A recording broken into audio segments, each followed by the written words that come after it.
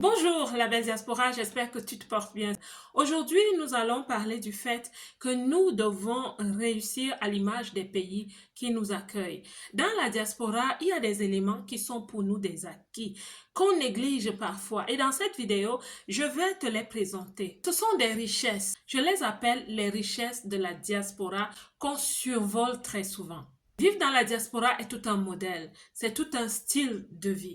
Et ces éléments dont je vais te parler dans cette vidéo vont t'aider à gagner confiance à l'environnement où tu te trouves. Si tu as confiance à l'environnement qui t'accueille, cela fait déjà partie de 10% de ta réussite. Parce que cela va affecter ton état d'esprit. La première chose dont je vais te parler, c'est l'humain, le capital humain.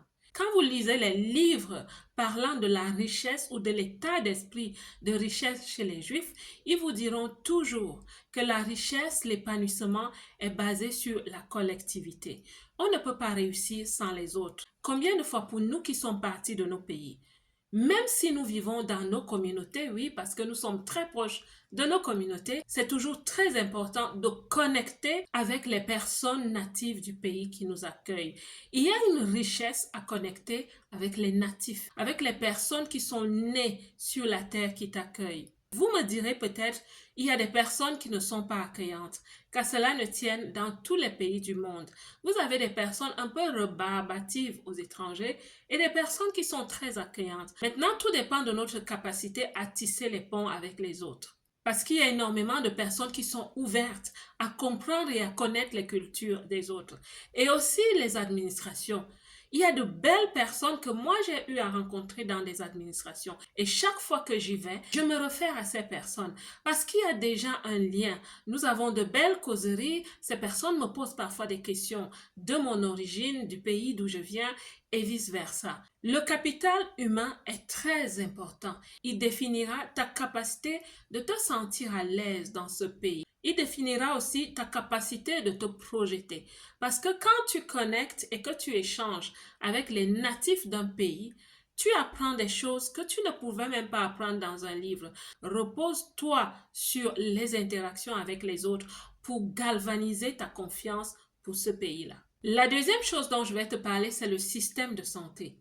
Si vous habitez quelque part en Occident et même peut-être sûrement en Asie, vous êtes dans des pays où le système de santé est très bien organisé. Dans la majorité des pays européens, par exemple, la couverture maladie est exigée par l'administration publique. Vous me direz pour votre pays, mais après ma petite étude, j'ai constaté que tout le monde dans les pays européens a une couverture santé. C'est vrai qu'elle est payante, il faut payer chaque mois, qu'à cela ne tienne, le système est tellement bien ficelé que s'il vous arrive quelque chose, vous êtes couvert. Il faut donc avoir une assurance santé basique qui ne couvre peut-être pas les soins esthétiques, mais au moins les besoins de santé primaires. Et je pense vraiment que c'est un soulagement de savoir qu'on vit dans un espace, dans un environnement où on n'a pas peur si on tombe malade. Et vous pouvez utiliser cela comme une pierre d'assurance de votre fondation, de votre état d'esprit pour continuer à vaquer à d'autres occupations plus importantes que de s'asseoir et se dire si je tombe malade,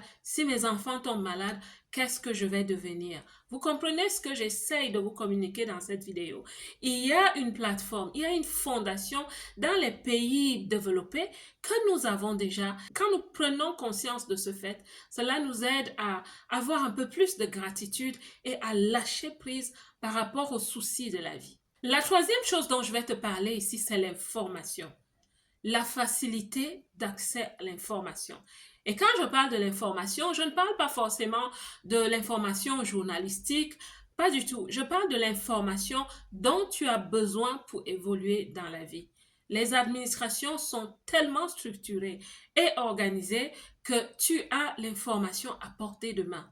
Il est important pour toi de pouvoir aller à une administration, recevoir l'information et même être guidé si possible. Pourquoi? Parce que la structure est tellement bien organisée que cela t'épargne de courir à gauche et à droite et de chercher toi-même. La structure des organes d'information est tellement bien organisée que tu n'es jamais dans le dépourvu.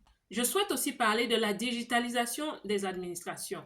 De la maison, à un seul clic, on a accès à chaque information dont on a besoin.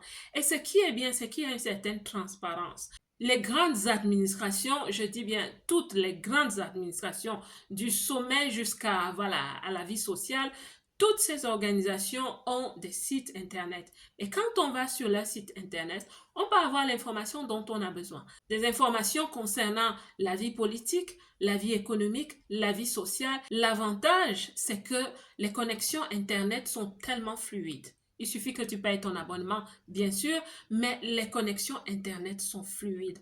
Je voudrais aussi parler des guichets. Il y a des guichets multiformes partout où on va, que ce soit à la gare des trains, que ce soit en pleine ville. Il y a des guichets de renseignement qui te donnent l'information dont tu as besoin. Au moins, tu ne t'égares pas. La quatrième chose dont je vais te parler, c'est la loi et la sécurité aussi. Nous sommes dans des pays où c'est mieux d'être du côté de la loi dans tous les cas. Quand tu es du côté de la loi, tu t'en sors toujours très bien. Les lois sont claires, les lois sont à la disposition de tout le monde. Et quand on ne comprend pas, il y a toujours des personnes de contact ici et là qui peuvent vous aider. Parlant de la sécurité, vous savez, quand je venais d'arriver en Europe et que parfois je voyais les forces de l'ordre passer à gauche et à droite, j'avais peur. Pas parce que dans mon pays, il n'y en a pas, simplement parce que je suis à l'étranger et je me dis, que se passe-t-il? Je suis étrangère jusqu'à ce que mon état d'esprit a fait un shift et je me suis dit, en fait, le fait d'avoir les forces de l'ordre partout dans la ville est un signe de sécurité. En fait, je suis en sécurité. Et depuis ce temps, je me suis dit, en fait, c'est tout un grand avantage d'avoir les forces de l'ordre qui sillonnent un peu partout. La cinquième chose que je peux te conseiller de faire, c'est de t'inspirer de la richesse environnante pour booster ton état d'esprit. Au début de la vidéo, j'ai dit que nous devons pouvoir réussir à l'image des pays qui nous accueillent. Au départ, la réussite est basée sur deux choses. Nous et l'environnement qui nous entoure. Quand on sait se projeter sur l'environnement, quand on sait utiliser l'environnement comme un miroir et qu'on sait créer un alignement, je vous assure que l'environnement devient un tremplin, un levier qu'on peut utiliser. Quand ton état d'esprit s'est baigné dans cet environnement, c'est pour ça que je dis souvent que l'intégration n'est pas simplement le processus administratif, légal, pas du tout. L'intégration, c'est aussi le mindset. Qu'est-ce que tu vois quand tu regardes dans l'environnement qui t'entoure? Qu'est-ce que tu vois quand tu regardes à ce beau bâtiment, quand tu regardes à ce musée, à cette route? Qu'est-ce que tu vois quand tu regardes à ces immeubles ou à ces personnes qui passent avec de grosses et belles voitures que tu n'as peut-être pas, peut-être tu ne désires pas, mais qu'est-ce que tu retiens de ce message? Parce que c'est un message qui se déroule devant toi. Comment peux-tu vivre dans un environnement pareil pendant des années et des années et des années et tu n'arrives pas à copier? Cet environnement ne déteint pas sur toi. Ça veut dire que quelque part, il y a un problème et que nous devons travailler au niveau de l'état d'esprit. L'environnement est très important. Inspire-toi de l'environnement. C'est pour ça que je conseille souvent à beaucoup de personnes, arrêtons d'être aigres. Arrêtons de nous reposer sur le passé.